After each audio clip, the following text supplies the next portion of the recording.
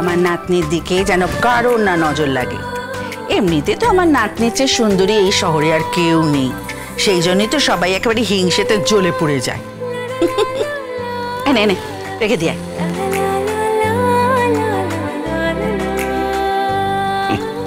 বান্টি একেবারে ওর বাপের মতো হয়েছে।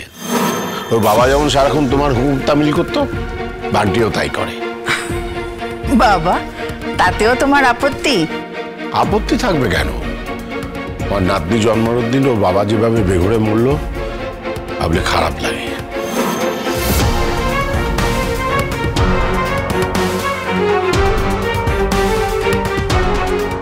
বাপটাকে কাজ শেষ হবার পরেই সরিয়ে দিয়েছি, আর ছেলেটাকে চাকর বানিয়ে পায়ের তলায় রেখেছি।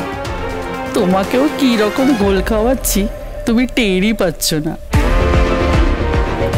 নয়নতারা রায় চাইলে সব কিছু করতে পারে মিষ্টি করে। কনগ্রাচুলেশনস মৌলি। সত্যি আমরা কিন্তু খুব খুব খুশি হয়েছি।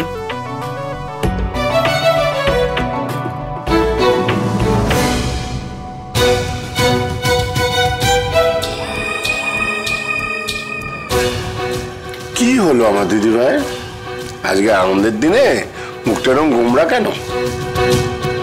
মৌলি, তুই কি সভ্যতা ভদ্রতা ভুলে গেছিস? বড়রা কথা বলছে, উত্তর দিতে পারছিস না? কি ব্যাপারটা কি? আচ্ছা আচ্ছা ঠিক আছে, ওকে আজকের দিনে আর এইভাবে বকো না। না না, সব দোষ তো আমার, সব দোষ আমার। তোমরা কেউ কিচ্ছু ফিল করতে পারো না? না কেন আমি রেগে যাই, কেন মুড অফ হয় আমার? আচ্ছা ঠিক আছে, কি হয়েছে বল। অনিরুদ্ধ আজ এই স্পেশাল ডেতে এখানে নেই। আগের বারও লন্ডন চলে গেল। কেন কেন প্রত্যেকবার প্রত্যেকটা ওকেশনে এরকম করে ও? প্রতিযোগীদের হাতে পুরস্কার তুলে দিতে আসছেন একজন বিশেষ অতিথি।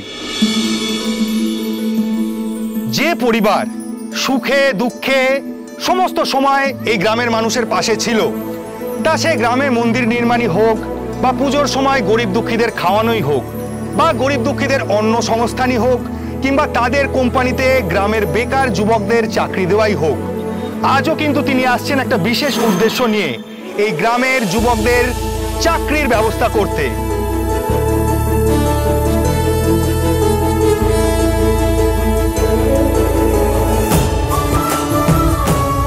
কে আসছে?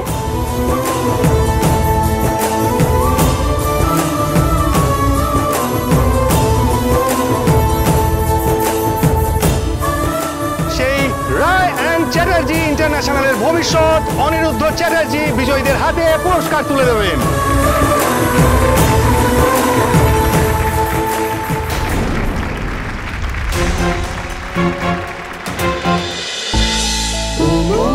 ও মোর দরদিয়া, সোম থেকে রবি প্রতিদিন সন্ধ্যে ৭টায় স্টার জলসায় ও জিও হটস্টারে।